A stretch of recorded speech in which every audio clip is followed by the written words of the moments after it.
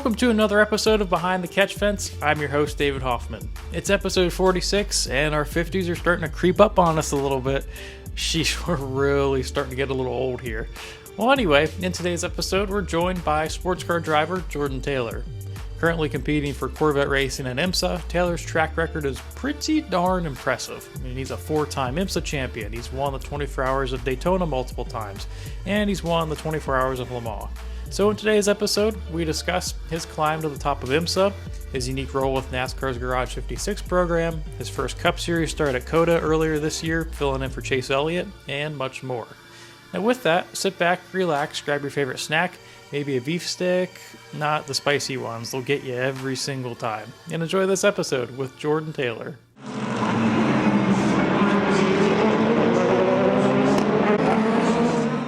So, I guess first question, I know I saw last week you had surgery. How are you feeling with that? I'm sure it sounds like from your Instagram, it seems like the part before the surgery was a little bit more daunting than the actual surgery.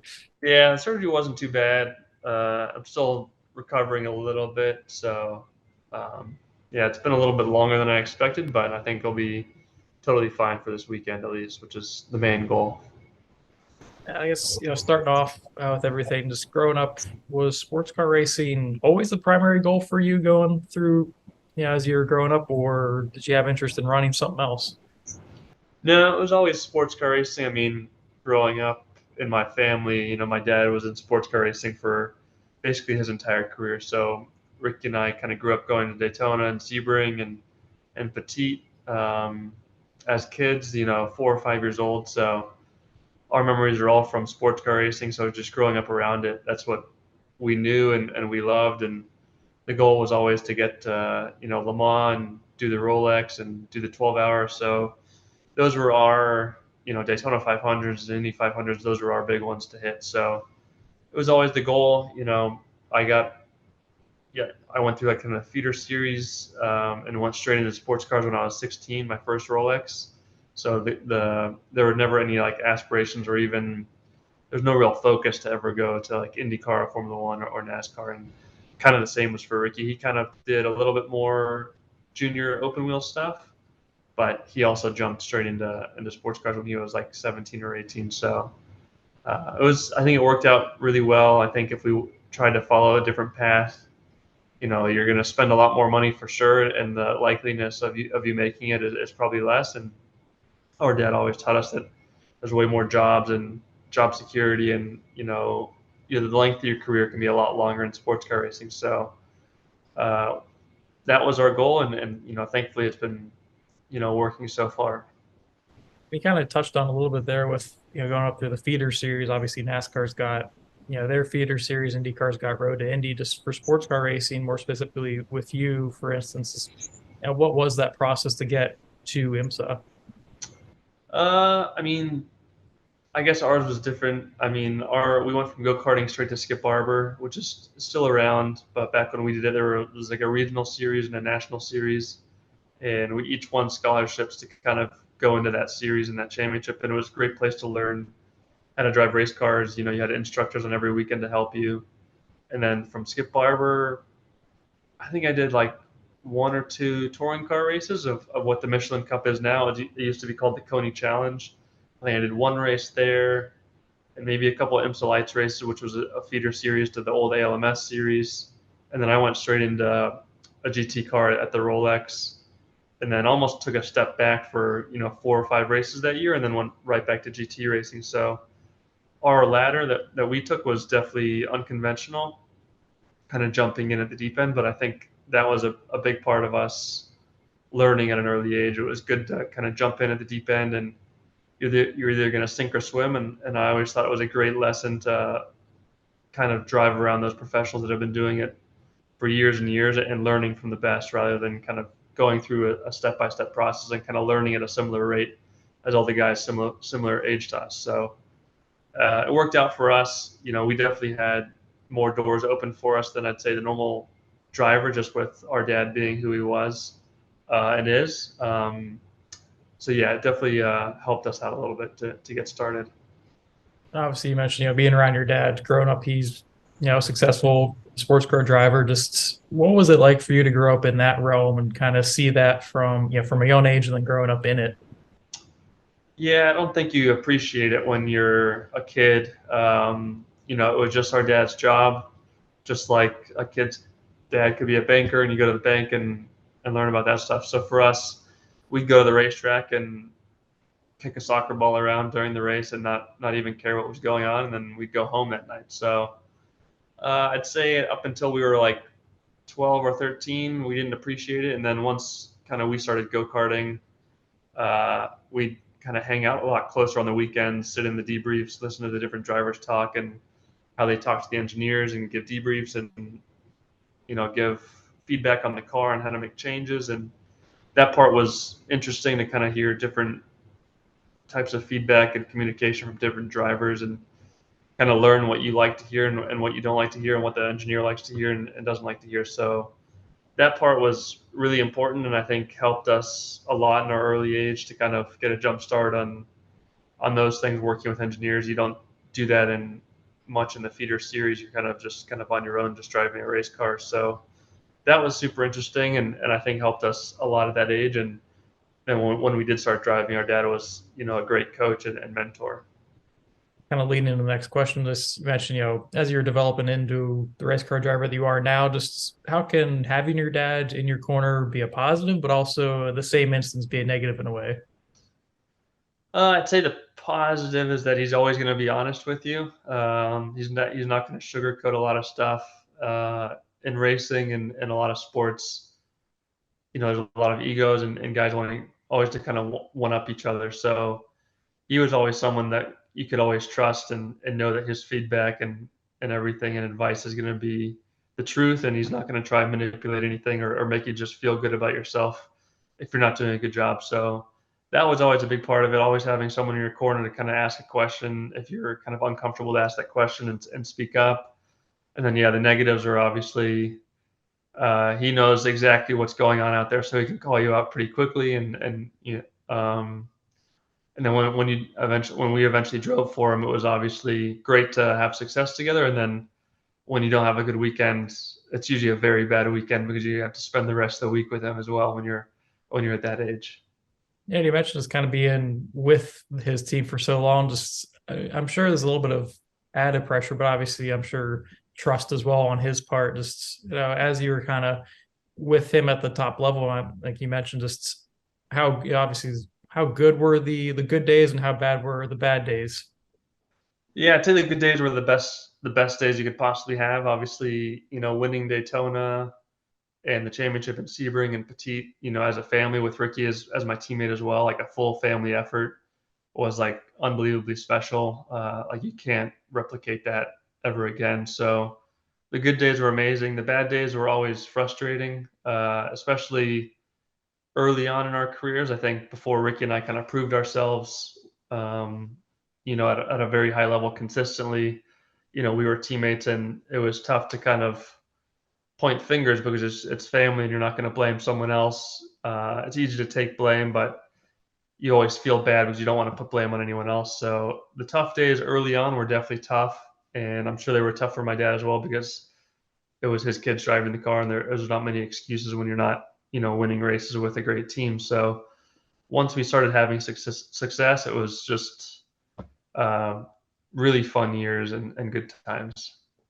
And for you, what was that I've made it moment, in your career at IMSA?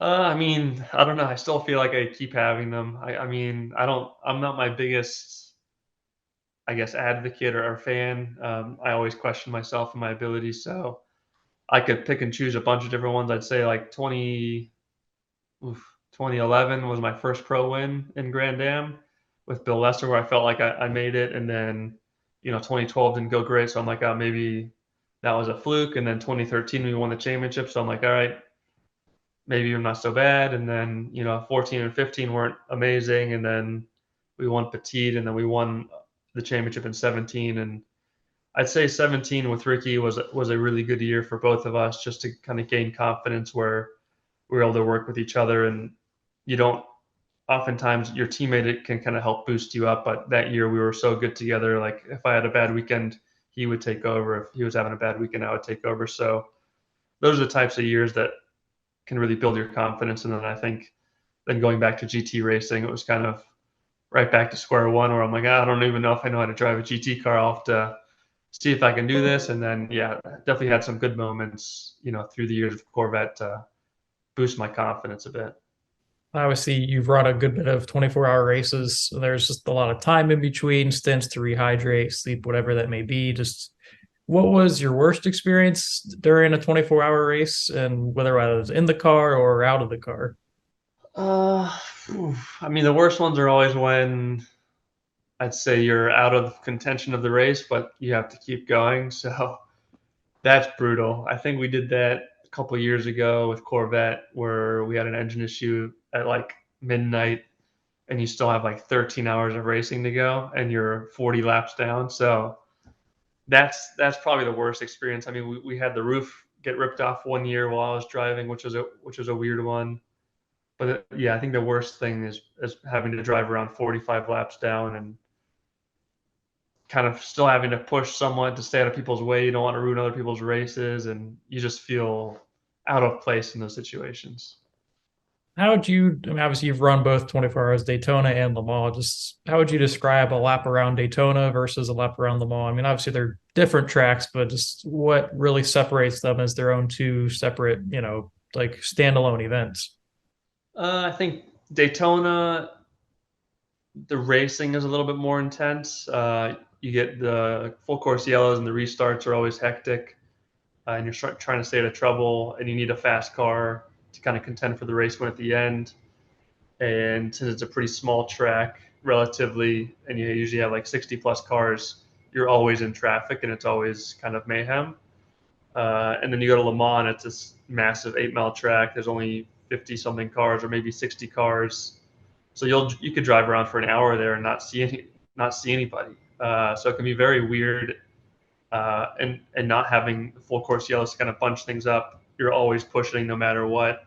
So I always felt like Le Mans was very mentally draining, just because you're having to stay focused at all times, even though you have such long straights to kind of let your mind wander. Like, you have to be so focused by the time that you get to that next corner that you're kind of still on it, still pushing. Because at Le Mans, every tenth that you lose is kind of going to accumulate over the whole stint. Whereas Daytona, if you lose, a second or two here and there, you just need to stay on that lead lap. So when you get that next yellow, you can kind of get bunched back up again. So they're much different races, much different challenges to win. But yeah, both rewarding to do well at. And just as I've kind of been around IMSA more, just it has this unique aspect to where fans can connect with the drivers and teams more because you're essentially like yourself running a, souped up Corvette in a way, just Porsche, whatever it is. Just how would you describe that connection and how it kind of helps with the growth of the series overall? Yeah, I think it's super important. I think it's something that you miss in, Formula One or NASCAR, where the paddocks are pretty closed off and you don't get to see the drivers up close or the cars up close unless you have some crazy access. So that's always been what sports car racing has been about. IMSA in particular is very good about it. And it's great for us as drivers. I mean, you get to be face to face with the fans, and every track you go to, you kind of get to know the fan base and who's there every year. And you kind of look forward to seeing certain people, when you go back there every year. And, our sport is so kind of manufacturer based, and fans are like follow their manufacturer and their car brand, that it's really cool to see the passion up close and personal, especially with Corvette. It's got such a diehard fan base that when you get to the track, we've always got the longest autograph line, the craziest and best fans. And I don't think you'd see it as well if it wasn't as open as it is. Now, kind of off the track and on the track as well, you've become a content creator with all your videos and stuff on social media. Just, I guess, simple question: how did the Rodney Sandstorm alter ego come about originally? Originally, it was back when Jeff Gordon joined us. He drove with us back in 2017 to Daytona, and we were just at a restaurant together, and he was getting approached by fans just at a random dinner or lunch in Indianapolis. And I was like, it's insane how famous he is. Like, I wonder if I dressed up as a fan of his, if he would ever notice it. And so I got all the gear off eBay and cut my own jorts and stuff, and tried to surprise him as a fan. And he recognized me instantly, which was disappointing, but people loved the whole kind of dress up thing and the name. So kind of grew on its own, I'd say. And, you know, I've gone to events just as Rodney, like Talladega asked me to come there. Charlotte asked me to come there for the NASCAR races. So it's kind of taken on a life of its own a little bit. I feel like a lot of times people would rather see Rodney at some places than Jordan, but yeah, it's all been fun. And this year, obviously, you've had the unique opportunity to help out with Garage 56 and that whole program. Being behind the scenes of that, seeing the execution, the effort, everything else from that group, and first time they've ever done it. Just what were the biggest takeaways from that, and from your perspective? Yeah, that was a cool project. I mean, from the ground up, it was very impressive to see kind of how Hendrick and GM and Chevy all kind of approached it, taking basically a stock NASCAR Gen 7 into what it is now. There was no real expectation for lap time or performance, so to see where it got to was super exciting and super fun. And just understanding, how detail oriented and focused the Hendrick group is. It was super impressive to kind of be involved in all the meetings, pre and post tests and at the test themselves driving, and how well they treated everyone on the team and on the program. And then once you got to Le Mans, you never would have guessed the team had never been there before with how well it operated and knew the rules and regulations and procedures was just super impressive. So I was glad to be a small part of it. It was cool to kind of be alongside the other drivers, such well-established and experienced guys to kind of learn from as well, just from their backgrounds and hear their feedback and what they like in a race car and why they like that was always fun to hear. And yeah, it's kind of sad that that program is over. It was such a big part of a small 6 month period of development, and then it was just over in an instant. So it was cool to be part of a big piece of history, and yeah, just happy to be just a small part of it.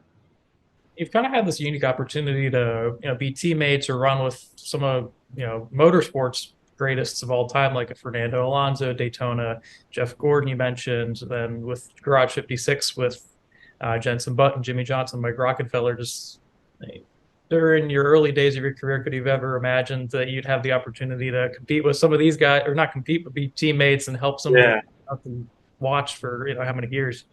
yeah, it's hard to believe, and even when you're like teammates with them, it's still weird. Especially at the beginning, it's kind of you don't know how to approach it, how to treat them, and at the end of the day, they're all just dudes. Like they just love racing, they love driving cars, and all have their stories and insecurities and everything, just like any other race car driver. So it's been fun to kind of be with such a wide variety of guys from NASCAR to IndyCar to Formula One to sports cars, and kind of see different skill sets and where their strengths are and what I can learn from them, inside the car and outside the car. And it gives you kind of a new perspective of those different series. So like now that I've driven with, Fernando and Kamui and Jensen, like hearing what the Formula One side's like and understanding how they drive and why they drive like they drive, and driving with Ryan Hunter-Reay and some different IndyCar guys, understanding that world, and then Jeff and Jimmy kind of understanding the NASCAR world is has been cool to kind of get that inside look and understanding, and something that I can take away as well and learn from. And obviously, earlier this year you got the call to run for Hendrick Motorsports and Cup Series at Coda. I mean, when you first got the call, what's your first reaction to hear that, hey, you're going to be driving Chase Elliott's car? Yeah, it was. I mean, I knew I wanted to do it. There was like a small conversation like a week before, like, hey, would you actually be available? And I was like, yes, definitely. And then I don't think I believed it could possibly happen. And then when I got the call to do it, I was like, yes, I'd love to do it. And then it was like instantly like, oh my gosh, like now I have to actually do this and show up and go through the whole process. And it was just a shame that it was such a compact timeline. Like I wish I had, a month or two to kind of prep for it, but it was such a hectic time of the year. I almost like barely remember the little details of the timeline. And I think I went from CODA testing to Sebring to Charlotte, back to Sebring, back to Charlotte, then to Texas. And I don't think I even went home for more than, a day and a 3-week stretch, just bouncing around from kind of event to event. But it was such a cool experience to kind of go through that, and just kind of such a quick learning curve of all the rules and the car, the cockpit, and the driving style, the pit stops. I mean, there were so many little details that you had to remember.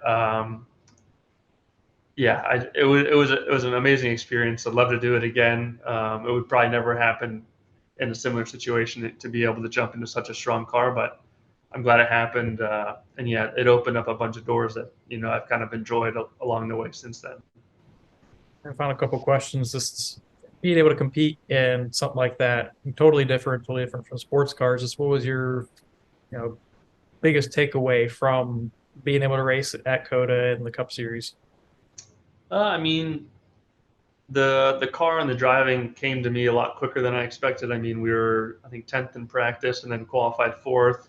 So I think understanding the car and how to drive it came to me a lot quicker than I expected. And then the race itself was a disaster. So I think that was the biggest takeaway, was just understanding the racecraft, the way those guys race. I think Coda was a unique race, and I think everyone was talking about how crazy it was afterwards. So I think I was just in a horrible, or just a one-off bad one, because I think ever since then the racing has been a lot cleaner and more respectable.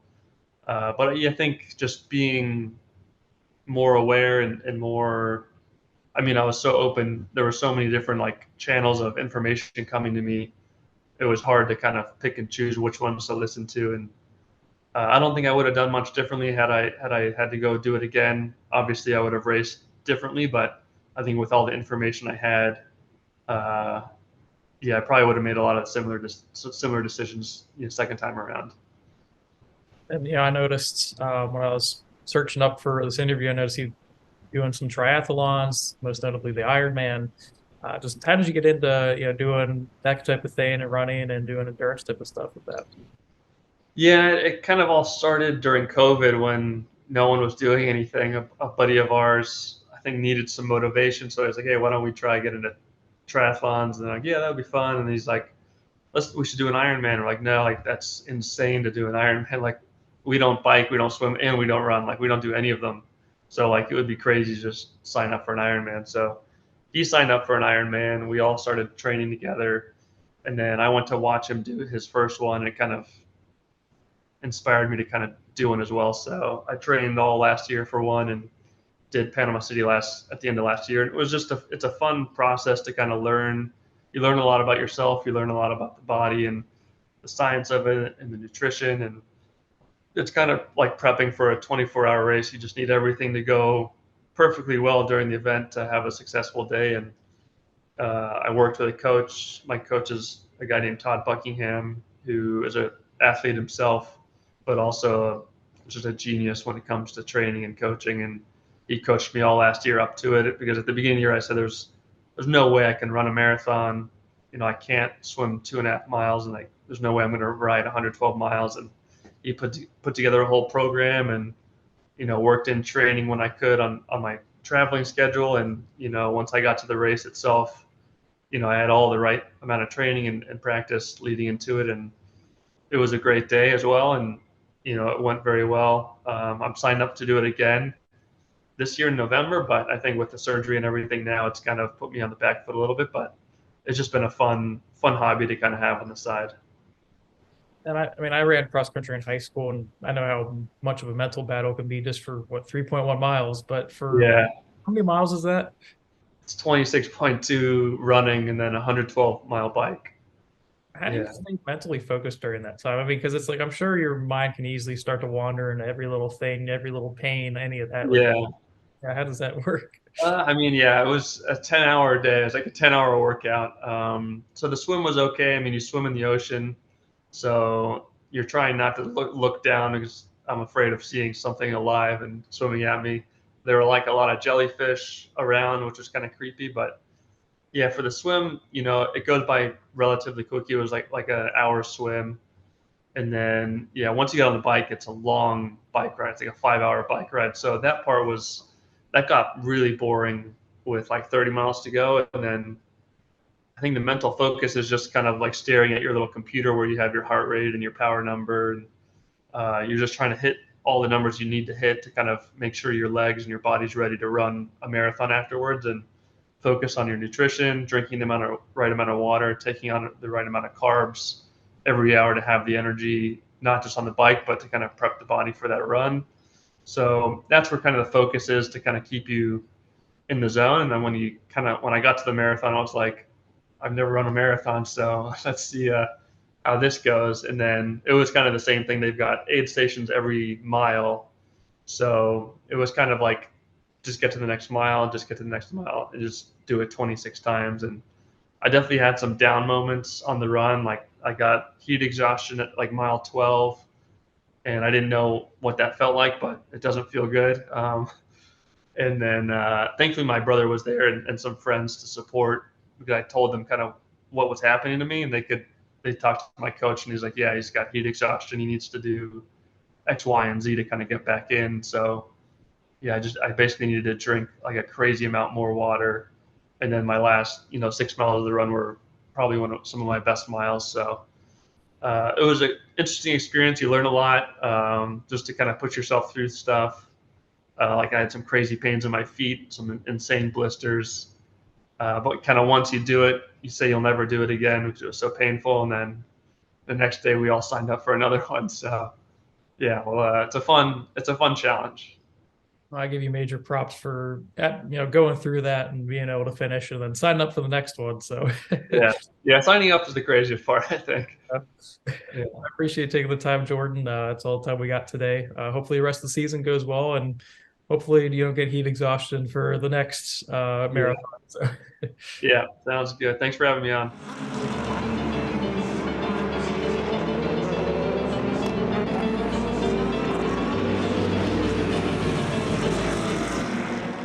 Thanks for watching episode 46 with special guest Jordan Taylor. He's certainly had a wild career so far, and it feels like he's only scratching the surface considering Jordan's only 32 years old.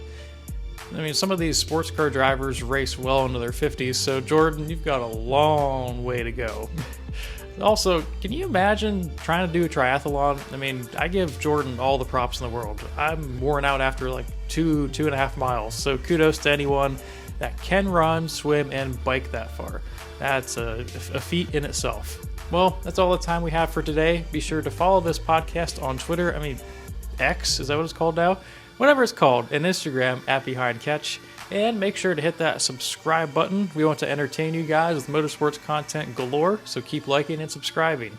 Thanks again for tuning in, and I'll catch you guys later.